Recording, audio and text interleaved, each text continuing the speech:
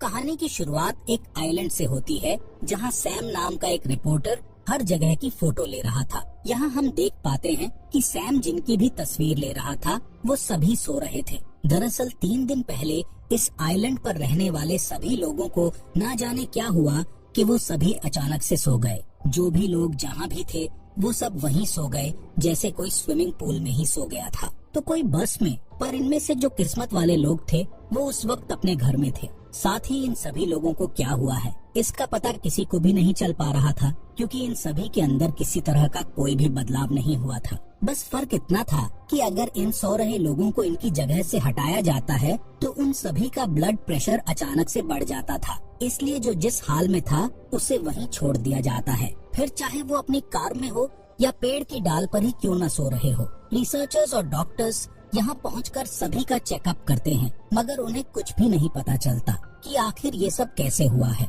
अब जो भी लोग बाहर से आए थे उन पर इस चीज का जरा भी असर नहीं था। इस कारण सभी डॉक्टर्स और रिसर्चर्स यहीं अपना कैंप डालकर रहने लगते हैं ताकि वो इस चीज के पीछे की असली वजह जान पाए। साथ ही किसी भी रिपोर्टर को इस आइलैंड में घुसने की इजाजत नहीं थी, लेकिन सैम चुपके से किसी तरह यहाँ घुस आया था। उसे हम एक बस के अंदर की फोटो लेते हुए देखते हैं, जिसके अंदर कई सारे लोग शांति से सो रहे होते हैं। उनमें से एक औरत के हाथ में सैम एक गोल्ड फिश को देखता है। अब यहाँ वही एक चीज थी जो कि हिल डुल रही थी, तो सैम उसे अपने साथ ले जाता है ताकि वो उससे बात कर सके और सैम को अकेलापन न महसूस हो। यहाँ गौर करने लायक बात ये थी कि इस आइलैंड के जानवरों और पक्षियों को भी कुछ नहीं हुआ था। फोटोज लेने के बाद सैम एक घर के अंदर जाता है जहाँ वो एक लड़की को उसके बिस्तर पर सोते हुए देखता है जिसका नाम स्टेला था, और उसे देखने के बाद सैम चुपचाप उसको वहीं सोता हुआ छोड़कर दूसरे कमरे में चला जाता है। जिस दौरान वो देखता है कि इस घर के बाहर 2 रिसर्चर्स खड़े हुए हैं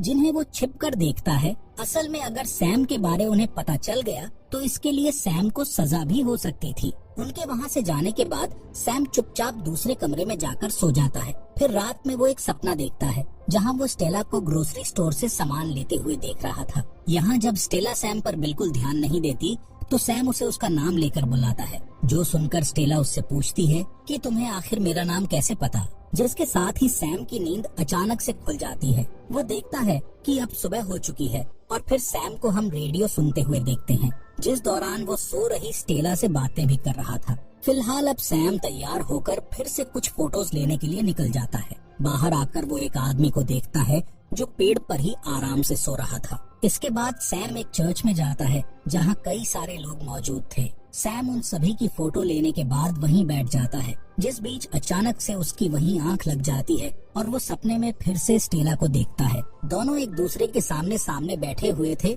जहाँ स्टेला सैम से पूछती है कि क्या तुम यहाँ पैसों की लालच की वजह से आए हो? अगर ऐसा है तो अभी यहाँ से लौट जाओ। इस पर सैम उससे बताता है कि मैं यहाँ पैसों के लिए नहीं बल्कि तजुर्बे के लिए आया हूँ, जिससे मुझे बाद में पैसा कमाने में मदद मिलेगी। सैम के इतना कहते ही उसकी नींद टूट जाती है और वो चुपचाप वापस घर आ जाता है, जहाँ वो स्टेला की चीजों को देखने लग जाता है, जिसमें से उसे स्टेला की एक डायरी मिलती है जिसे वो रोज लिखा करती थी। सैम उसकी इस डायरी को पढ़ने लग जाता है और जैसे जैसे वो इसे पढ़ता जा रहा था उससे ऐसा लग रहा था कि मानो वो स्टेला से और ज्यादा जुड़ता जा रहा हो। सपने में स्टेला अब उससे काफी अच्छी तरह बातें करने लग गई थी, जिससे सैम पूछता है कि तुम्हें इस लंबी नींद के दौरान क्या महसूस हो रहा है। इस पर वो बताती है कि कभी कभी तो सब कुछ एकदम शांत लगता है, लेकिन कभी ऐसा लगता है कि मैं किसी गहराई में लगातार गिरती जा रही हूँ। वो सैम से बताती है कि मैं सबसे आखिरी में सोई थी, शायद यही वजह थी कि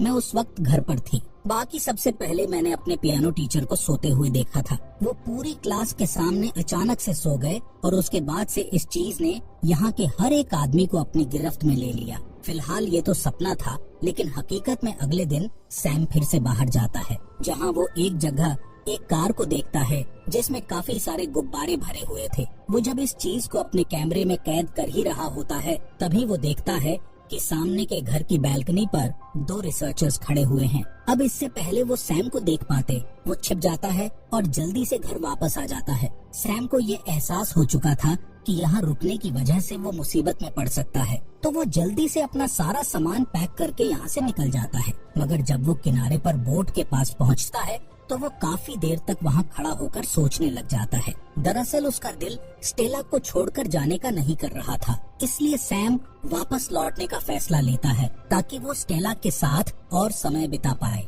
यहाँ हम समझ पाते हैं कि सैम कहीं न कहीं स्टेला को पसंद करने लगा था। वो अब जब भी सोता तो स्टेला उसके सपनों में उससे बात करने के लिए वहाँ मौजूद रहती। इसी तरह एक दिन जब वो सो जाता है तो सपने में वो स्टेला को अपने सामने बैठा हुआ देखता है। वो सैम से पूछती है कि तुम मुझे आज असली कारण बताओ कि तुम यहाँ क्यों आए हो। यहाँ स्टेला की जिद पर सैम आखिर उसे असलियत बताता है कि मैं इस आइलैंड पर 1 साल पहले अपनी छुट्टियाँ बिताने आया था। उस वक्त मैंने तुम्हें एक ग्रोसरी स्टोर में देखा, जिसके बाद तुम सीधा एक रेस्टोरेंट में गई, जहाँ मैं भी तुम्हारे पीछे जा पहुँचा, पर मेरी हिम्मत ही नहीं हुई कि तुमसे कुछ कह पाऊँ। मुझे तुम पहली नजर में ही पसंद आ गई थी, लेकिन उसके बाद फिर कभी हम मिले ही नहीं। इसलिए आज मौका मिलने पर मैं यहाँ तुम्हारे लिए आया हूँ ताकि तुमको और अच्छे से जान पाऊँ। फिलहाल सपने से बाहर आने पर असलियत की दुनिया में सैम ग्रोसरी स्टोर से घर का कुछ सामान लेने के लिए जाता है, जहाँ उसी वक्त 2 रिसर्चर्स भी कुछ लेने के लिए आते हैं, जिसमें से एक सैम को वहाँ देख लेता है, मगर सैम वहाँ सोने का नाटक करता है,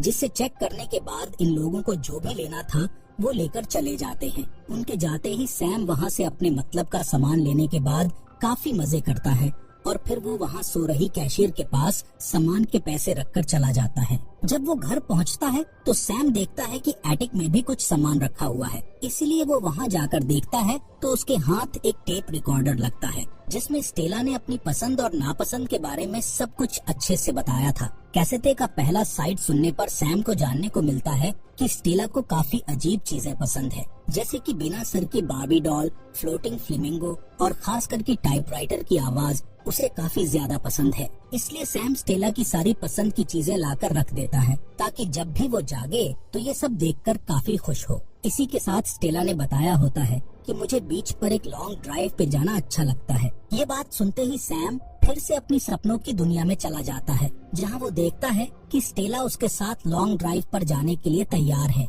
जिसके लिए स्टेला एक सोते हुए आदमी की कार में जाने को बोलती है, जिस पर सैम बोलता है कि हमें चोरी नहीं करनी चाहिए, लेकिन स्टेला का कहना था कि हम चोरी नहीं कर रहे हैं, बल्कि हम तो कुछ देर के लिए उसकी कार बोरो कर रहे हैं। अब यहाँ स्टेला की जिद के सामने सैम को झुकना पड़ता है और दोनों उस आदमी के घर घुसकर कार की चाबी लेकर आते हैं। ड्राइव के दौरान सैम देखता है कि स्टेला कितनी खुशदिल लड़की है। यही वजह थी कि सैम को उससे प्यार हो गया। अब जैसे ही सैम अपने इस सपने से बाहर आता है, वो देखता है कि स्टेला के घर पर कुछ डॉक्टर्स उसे देखने के लिए आए हैं। दरअसल ये लोग हर हफ्ते इसी तरह चेकअप करने के लिए आते हैं, जिन्हें देख सैम जल्दी से अलमारी के अंदर छिप जाता है। डॉक्टर्स स्टेला को अच्छे से चेक करने के बाद यहाँ से चले जाते हैं। उनके जाते ही सैम अलमारी से बाहर आता है और फिर वो स्टेला का हाथ पकड़कर उसके बगल में लेट जाता है। यहाँ वो स्टेला से काफी सारी बातें करता है, जिसके बाद अगले दिन सैम फिर से एटिक में जाता है, जहाँ वो टेप रिकॉर्डर का दूसरा हिस्सा सुनने लग जाता है,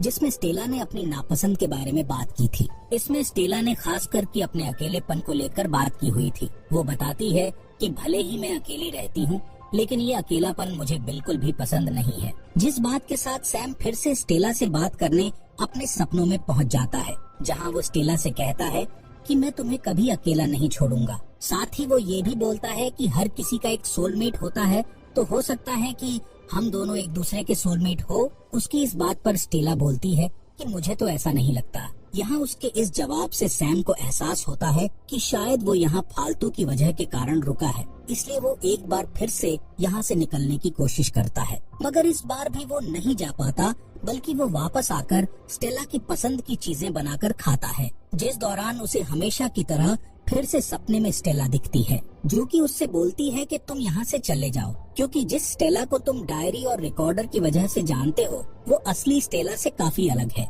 यहाँ सैम को भी एहसास होता है कि स्टेला सही कह रही है, जबकि ये सब उसके सपनों में हो रहा था। सैम तीसरी बार यहाँ से जब निकलने की कोशिश करता है, तो उस दौरान उसे ना जाने क्या हो जाता है कि सैम को काफी ज्यादा प्यास लगने लगती है। वो जितना भी पानी पीता, उसकी प्यास उससे बुझ ही नहीं रही थी। इसके साथ उसे नींद भी आ रही थी, जिससे वो समझ जाता है कि अब इस चीज का असर उस पर भी होने लगा है, और वो गिरते पड़ते किसी तरह से वापस स्टेला के घर में आता है, जहाँ पहुँचते ही उसे नींद आ जाती है। मगर अगली सुबह वो जाग जाता है। यहाँ सैम समझ चुका था कि अब जल्दी ही वो भी यहाँ के लोगों की तरह लंबी नींद में चला जाएगा, इसलिए वो स्टेला के लिए कई सारे नोट्स लिखता है और फिर कुछ देर बाद वो बाकियों की तरह ही गहरी नींद में चला जाता है। जिसके कुछ दिनों बाद हम स्टेला के शरीर में कुछ हरकत देखते हैं। यहाँ स्टेला नींद से बाहर आ चुकी थी, जिसके शरीर ने अब बिल्कुल भी एनर्जी नहीं बची थी, क्योंकि वो पूरे 3 हफ्तों की नींद के बाद उठी थी। वो किसी तरह से नल के पास जाकर पानी पीती है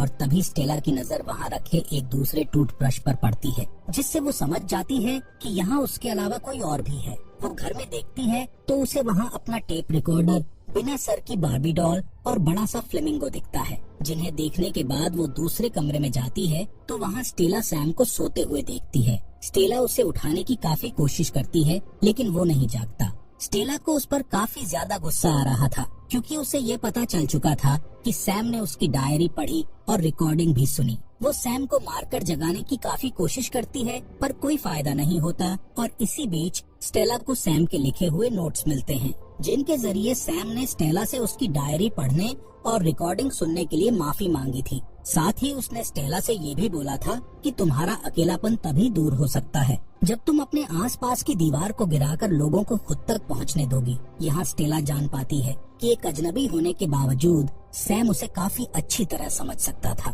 इसलिए अब वो सैम का उसी तरह ख्याल रखने लग जाती है जैसे कभी सैम स्टेला का रखता था। इस दौरान स्टेला को सपने में सैम दिखाई देता है, जिससे स्टेला उसकी पसंद, नापसंद और बाकी चीजों पर कई सारी बातें करती है। और फिर कुछ दिन बीतने के बाद जब स्टेला एक सुबह उठती है तो सैम वहाँ नहीं होता जहाँ पर वो सोया था। उसे ढूंढते हुए स्टेला किचन की तरफ जाती है तो सैम उसे वहाँ मिलता है। इन दोनों को एक दूसरे से मिलकर ऐसा लग रहा था जैसे कि ये इनकी पहली मुलाकात ना हो, बल्कि दोनों एक दूसरे को काफी अच्छी तरह बातें कर रहे थे। उन्हें एक दूसरे के बारे सब कुछ पता था। यहाँ दोनों एक दूसरे से हाथ मिलाते हैं और फिर एक दूसरे की बातों में पूरी तरह से खो जाते हैं। अब मूवी के आखिरी सीन में हम बस में उसी औरत को नींद से जागते हुए देखते हैं, जिसके हाथ में गोल्ड फिश थी। यहाँ हम देख पाते हैं कि उसमें अब एक नहीं बल्कि 2 मछलियाँ थीं, जो काम जाहिर है कि सैम का ही है। इसके जरिए वो बताना चाहता था कि इस फिश की तरह स्टेला अब अकेली नहीं रही,